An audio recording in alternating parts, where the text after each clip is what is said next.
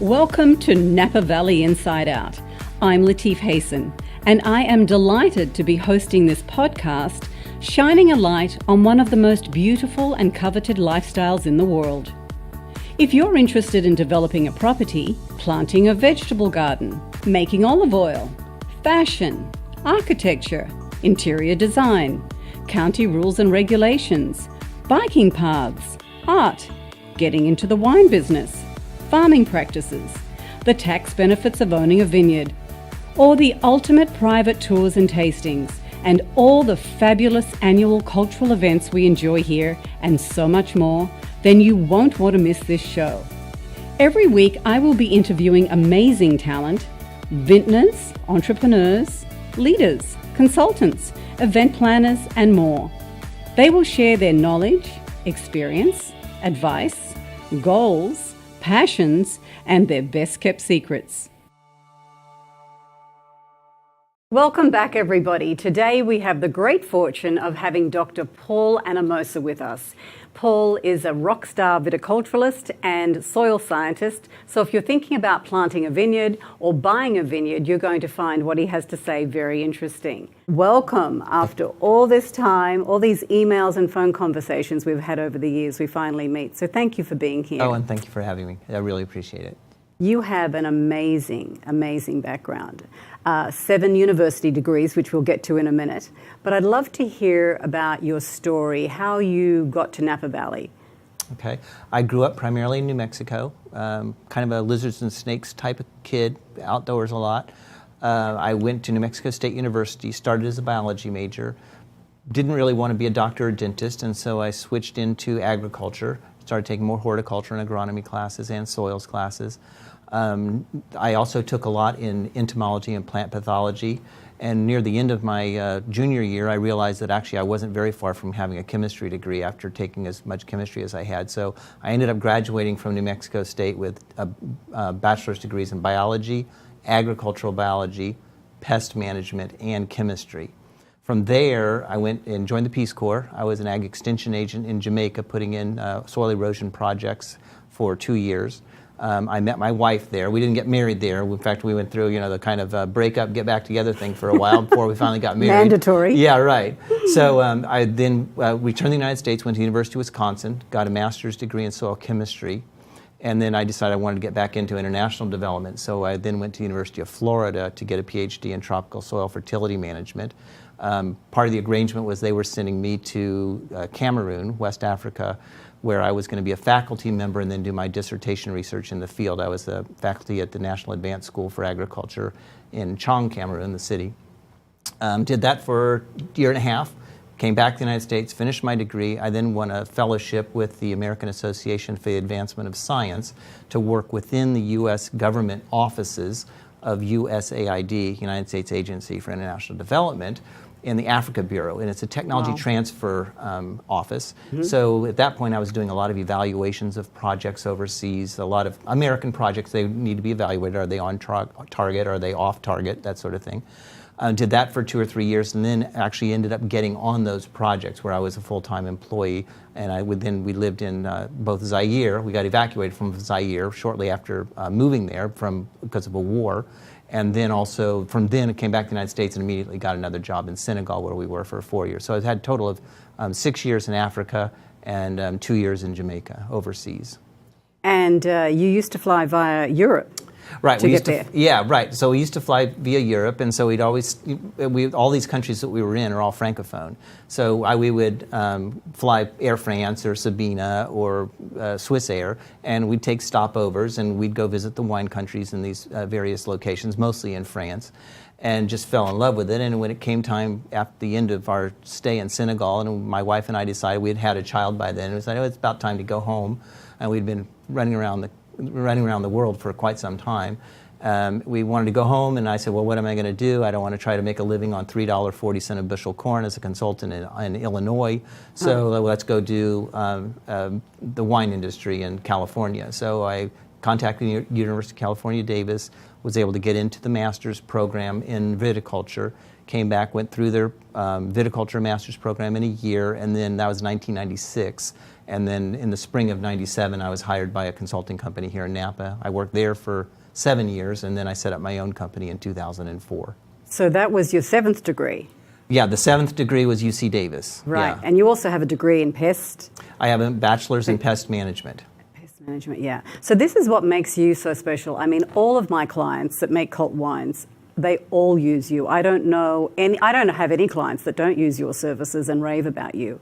So tell us about your services and why you think that my clients, hire you rather than anybody else. I mean, hands down, yeah. Thank you for the compliment. Yes. I think probably the biggest thing that I bring to my work is that I see things that others don't because I've got such a broad education. It's not only broad, but it's also very specific in that I straddle that fence between viticulture and soils. I don't do citrus, I don't do tomatoes. It's just viticulture, soils viticulture. And so people that are viticulturalists, most of them have had a semester, maybe 2 semesters of soils. People that are soil scientists, many of them don't have any viticulture other than what they're self-learned. Mm-hmm. So having a PhD and master's in soils and a master's in viticulture just allows me to look at a situation with a lot more bandwidth to see what these problems are. You know, there's the old adage that, you know, if you have a hammer, everything is, all the problems are nails. And with me, I have a lot more tools in the toolbox to diagnose what's going on. I don't see, you know, nutrient deficiencies as diseases or diseases as nutrient deficiencies. I recognize really what they are because I have that training to recognize what they are, independent of one another. So it just allows me to look at a property or a vineyard or land with a different, broader perspective than probably most of my competition. So what would be some of the biggest changes that you've seen? It was since 1997, right? Yes. You've been here. So some of the biggest changes that you've seen in viticulture in the valley? Yeah. Probably there's a much greater level of technology that's being brought into the vineyard when you're during the planting process, during the management process. We just end up using a lot more. We're using more instrumentation to monitor things that are going on in the vineyard. We're using more aerial photography to help us determine where things are going wrong. Yeah, that's got to be good. And then we also, I think probably the biggest has been in the method of planting. We're planting on narrower rows, more vines per acre, but the vines themselves are smaller, so that we can better control the light on the berries and better control the irrigation to the vines, the water. So if they're taller vines, you can't control the light as much? It's not so much taller, but we used to have what's called a California sprawl. Most of Napa back in the 80s was planted on 12-foot rows and 8 feet between each vine. Yeah. And there was very few wires, and so all of the canopy just came up a little bit and then flopped out. It was called the California flop. And so what happened is the clusters, which are underneath all that leaf area, weren't getting direct sunlight. We know now that as you increase the direct sunlight on the clusters, you increase the phenols, the anthocyanins, a lot of the skin components that relate to flavor are improved by having intermittent, not constant sunlight and not excessive sunlight, but more sunlight than they were getting. And consequently, we know that as far as, again, technology coming in by doing measurements and monitoring, if we can pull that canopy up and put it in between wires, it exposes the fruit to more light. And therefore, we can also make the rows much more narrower so that we can then get more vines per acre, so we get more production capacity in addition. So there's 2 things there that more vines Makes per sense. acre and more light on the clusters. And also planting north to south, east to west is also managing the sun that way, or is that an old-fashioned way? No, in fact, I was at a conference many years ago, and another paper was being given on what's better, east or west or north or south. And somebody stood up and says, why do we only choose between those 4 degrees? There's 360 degrees on a compass heading. Try something else. And that got me thinking. And so myself and one of my colleagues got together and going, okay, well, what do we really want the light to do for our clusters? And therefore, how do we want to orient our rows to get there? And you'll see now that many vines are being planted on about a 15 to 25 east of north, because it allows for us to have sunlight on the southeast side when the mornings are cool. Right. We can pull laterals out to get more sunlight on the clusters, but by sometime around noon 30 or 1 o'clock in the afternoon, the sun is either on top of the canopy, and therefore the canopy is shading its own fruit, and then as it drops over onto the northwest side of the canopy, we don't pull the leaves or the laterals from that side at all, so that the canopy itself will shade fruit on the west side too. So it allows us to differentially pull laterals from one side of the vine, so we get morning light on the clusters, and then not have sunlight on the clusters in the afternoon, which again gives us that perfect environment for, we get the sunlight, but we don't get excessive heat on the clusters, and we don't turn them into raisins. And are you finding that they get to their bricks at a different time in the harvest season? A little bit. Really, the bricks is more related to vine balance in that some people pull off too many clusters too early, and the bricks is a relation to sugar accumulation only, whereas a lot of, again, more technology coming into the viticultural process, we know that, the bricks are important, but we also want the flavor components in the skins, and they mature at a different rate than does the sugar. So if you can have a little bit more crop left on the vines, right, you can delay the sugar accumulation to its max, which usually most vintners want to pull off sometime between 25 or 26 bricks, but have it done such that the flavor components are also there at the same time. Right. So when people are buying a vineyard, we normally see, we have a soil analysis that the seller would typically give us, but would you recommend that they also have a viticulturalist like yourself come in and do an assessment on the vines before buying a property? Yes. Yes, every time. Because as a seller and as a buyer, I do represent both occasionally. I prefer to represent the buyers. Sellers, most of my material is used for marketing, which isn't as important. It's similar to buying a house or a termite inspection or an inspection in a house. You really want to have your guy, the one you've commissioned, that's working for you to do the inspection. And that's the way I prefer too. Right. So I would prefer to work for the buyers, because then I'm investigating a situation to try to let them to get the most information out of that vineyard. And there are times when you work for a seller and you just go, oh, this is going on. I have to put it in the report now. But it's not something that you're going to find very favorable, and then they sometimes have issues with the fact that you're uncovering things that aren't all that good about their vineyard. If I'm working for the buyer, that's what I want to do. That's what I want to do. Yeah. And there have been times. So normally this process is going in and looking at the soil, whether or not the soil is mapped correctly. The Napa, Sonoma, all the counties already have soil maps. So you want to find out, was this soil mapped correctly? Is the soil that they say is there actually there? What is the condition of the vines? Do they have diseases? Do they have viruses? Do they have nematode issues? Do they have missing vines? Are there fungal infections? Is there phylloxera? There's numerous things. Just like buying a car, if you just look at the paint job and kick the tires, you're probably not understanding everything that could be a matter with a vehicle. You want to get a trained person to come in and look at the engine, the brakes, the alternator, and all that sort of thing. So having somebody that can do both soils and viticulture assessments at the same time and understand how they're related, I think is a big benefit to the clients that I work for that are purchasing property. Right, and I know that I've sold wineries where you are not on staff, but you are contracted and you are managing the vineyard over time, right? Yes. I have viticultural contracts. It's not where I manage, but I recommend to the vineyard manager things that need to be done. So a lot of viticulture is not just, last year we did this on April 30th, and therefore this year we're going to do it on April 30th. A lot of it has to do with where are we in the season, what's going on with the vines, how much rain have we had, how cold has it been, how progressed are the vines into the season, and therefore we need to make decisions on as a manager, not just as a clock watcher, but as a manager, to determine when things need to be done. And so what I do is I go through the vineyard blocks, observe what's going on, work with the vineyard manager, and it really requires a collaborative effort. I have had clients where we didn't jive very well. They felt as though I was coming in and trying to tell them what to do all the time, and it didn't work. And you need to be working as a team. Right. And so, and then we sit down and put together a work order. Okay, this needs to be done over the next 2 weeks. Before I come back in 2 weeks, these are the things that need to be done. We need to go through and finish all the suckering in block 6 finish irrigating, getting the last spray on in block 5, that sort of thing. And then come back in 2 weeks and we go through the same thing. We start at bud break, or even before, we start actually at pruning to go through the pruning process and then work all the way through the harvest. And so it's a 6.5 to 7 month process. Yeah.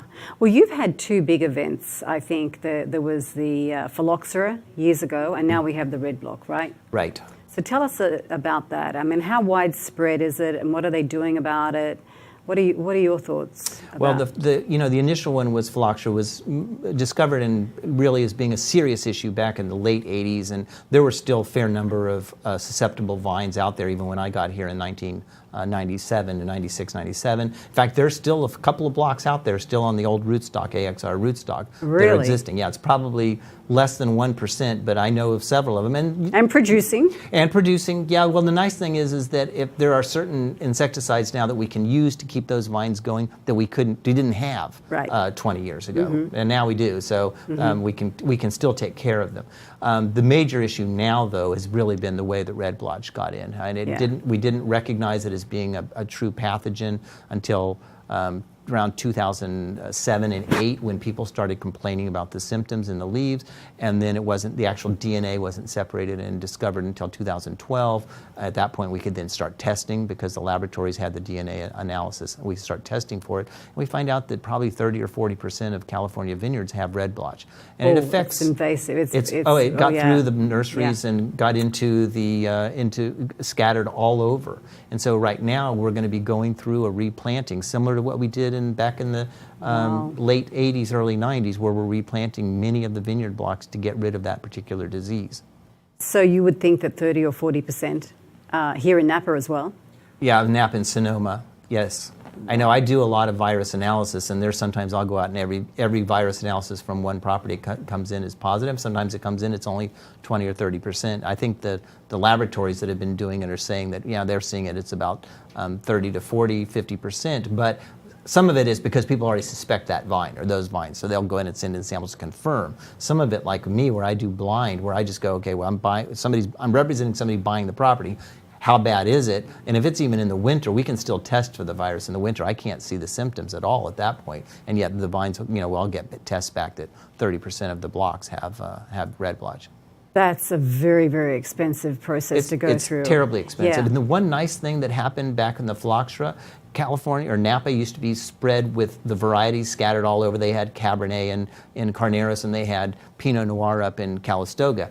After the phylloxera, things got a little bit more segregated by making sure that mostly Chardonnay, Merlot, and Pinot were down in Carneros, and we had the Calistoga had Petit Syrah and Cab and more warm weather varieties. And so there's still a couple of outlier varieties in weird places, and I'm sure with the red blotch replanting, we'll have another stratification of varieties to their best climate zones, and it'll allow a lot of vineyards to adapt to the technologies that we didn't have back in 97 or 98 to come in and replant those to get even more out of what we know now in relation to the instrumentation that allows us to learn more about what's going on a daily or weekly basis in the vineyards that we can then use to make better wine. It's very interesting because I know that there is, I think Marc Aubert, he has planted Chardonnay by choice just only maybe 5 or so years ago up in St. Helena, which you would never think to plant Chardonnay. It needs the cooler temperatures, but he gets 100 points on his wine. It's right. Really interesting. You and I were talking once about people planting the same rootstock, using the same soils across the road from each other, but producing completely different wines. Tell us a little bit about that. Yeah, there are several large vineyards that sell grapes to numerous high-end vintners. Most of these are small vintners. They're not. It's not like the treasuries and the constellations of the world. It's guys that are making 15, 20,000 cases a year. Right. And they have the same rootstock, same clones. They're just separated by a dirt road avenue between the two blocks, and yet they make distinctly different wines because it's the winemaker style, similar to what Marc does in Calistoga with his Chardonnay.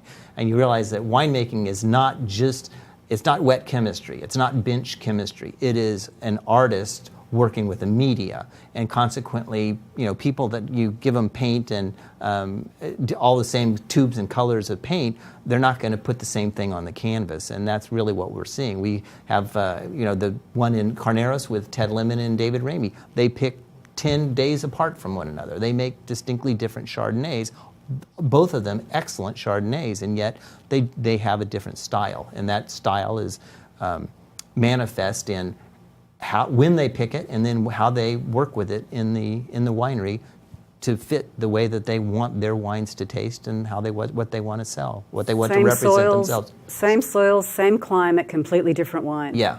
Right. Isn't that fascinating? Yeah, it is. So there's always been this saying that the wine is made in the vineyard. So if you have wonderful soil, you're going to have great grapes, and you don't have to have a wonderful winemaker. You'll end up with great wine. But if you don't have great soil and a rock star winemaker, you're still not necessarily going to have fabulous wine. What do you say to that? I don't necessarily think that's true. As winemakers will always tell you, you can make great wine from great grapes, but you can't make great wine from bad grapes.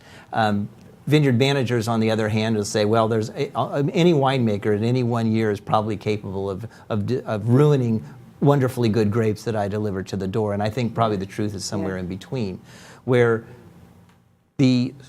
what we call great soil, or there's numerous relatively good soils. It's not where the soil alone is going to grow the vines. It's the manager that manages the soil, the climate, the pests. I mean, whether or not he let a mite outbreak go too far and defoliate or severely reduce the vigor of a vine. It's how they manage these resources. I remember several years ago I was being interviewed for similar to this television, where we were out in the field, and the woman asked me, well, is this soil good for viticulture? And I said, it's not a matter of being good for viticulture. It's for me to tell the vineyard manager what this soil consists of so that he can manage it to get the most out of it. And there's a lot of soils that are that you might consider mediocre, but if they are in the hands of a good manager, they can produce good fruit. And if they're planned correctly, where they have the right rootstock and several other things, where the vineyard manager can get really good fruit out of it, and the winemaker therefore can make wonderful wine from it. I think a lot of people that are from out of the area are surprised to learn. I always find when I'm showing them vineyards that the reason there are roses at the end of the rows of vines is to see if there's any bugs, right? Yeah. Is that still the best way to tell? I mean, you're a pest specialist. How do you tell? It's an older method that was used. Yes. It was primarily to determine powdery mildew, because roses are at least as susceptible, maybe more susceptible than grapevines are to powdery mildew. So it was kind of the canary in the coal mine. If your roses started getting mildew, you knew your grapes weren't too far before they were going to get it. Now I think it's become more of an aesthetic portion of vineyards, where it's nice to have beautiful roses at the end posts as you drive in a driveway. But the technology for us now for understanding when mildew is at its highest risk through using temperature and humidity models has gotten to the point where the rosebush technology is not nearly as important as it used to be for detecting or helping to detect critical times for mildew outbreaks. Interesting. Can you think of a time when your findings in a vineyard impacted the value of the vineyard? Oh, yes. I have had many of those. But I remember the very first one was coincidentally up in Calistoga. We were going into a vineyard. It was a relatively old vineyard. And there were some missing vines, but the vineyard owner had put new vines in the ground, young vines. And we asked what they were. He says, oh, this is all on St. George rootstock, which is not susceptible to phylloxera. And yet we were looking around. I was with a technician, and we were looking around going, these vines look phylloxerated. There's a symptom that when vines get infested with phylloxera that they have shorter shoots, they kind of turn yellow. The roots are compromised. They're just not growing very well. And we looked at that, and we looked at the leaf on the rootstock that was being put in the ground, and it looked like St. George. So we said, well, we think we better, and this was just when they started being able to detect, use the DNA from plants to detect what variety it was. So we could actually take a rootstock sample, send it off to the lab, and find out whether or not it was truly St. George. And what was happening was the seller had a AXR vineyard that was susceptible to phylloxera, and every time a vine would die, he'd come in and put a St. George vine in that location, and then he told everybody that was a St. George. So we were working for the buyer, thankfully, told them what we thought was probably happening, that we should send in the samples and have them run. They were run. They came back. The old vines were AXR. The new vines were St. George, and the sale fell through. So we saved them a lot of money because they thought they were getting a vineyard that was which would have a lot more life to it than it was actually going to get. Yes, and so we know how expensive it is to replant. Yes, right. Very exactly. expensive. Tell me, what is the profile of the ultimate piece of land for planting? You know, we have our favorites. One of my favorites actually is, I have two. One favorite in Napa is the Aiken Loam. I just love it. It's up on Hell Mountain. And the other is over in Sonoma County. It's the Gold Ridge Fine Sandy Loam. It's perfect for Pinot. It's a wonderful Pinot soil. But there are so many soils that, people ask me, if you graded it, A versus, A, B, C, D, and F. There's only one or two Fs. One of them is the Hinkey. It's a serpentine soil, and it's got high toxic levels of nickel, and it's very rarely planted. And there have been some plantings on it, but most of them have been abandoned. Everybody's learned that you stay away from that particular one. So then you go, there's a couple of Ds, but there's a lot of B+, B- soils that, like I said, if the vineyard is designed well, correct row orientation, correct ripping, which is a deep tillage process that they do before vines are actually planted. We go in and usually till down to 2 to 3 feet with a tractor blade, with a shank, to loosen up the subsoil so that the roots can get in there, because the soil will recongeal to its natural hardness in about 3 or 4 years, but we loosen it up so the roots can get established before that happens.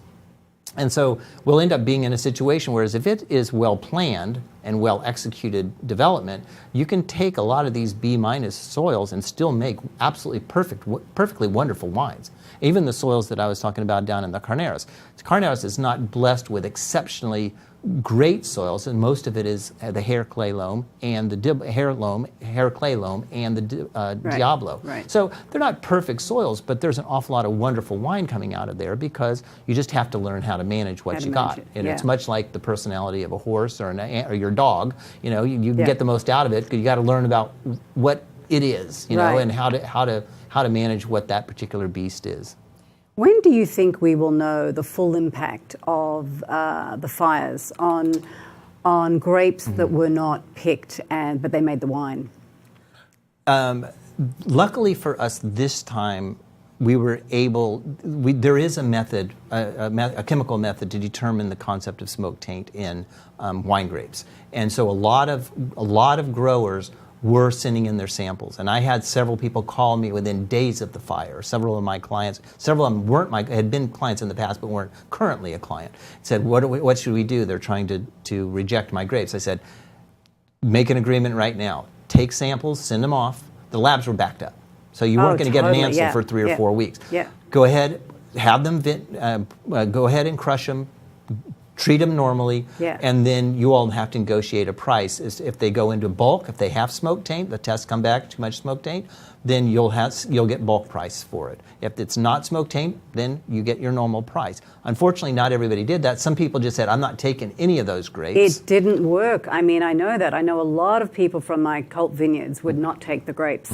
There is, and also if you didn't harvest them, your insurance didn't cover you. If you left them on. Right. Now I know some vintners, very experienced vintners, who tell me that it's going to be a long time before they really know. But do you think that everybody would have known straight off by doing the lab tests? The last, they would have a much better idea.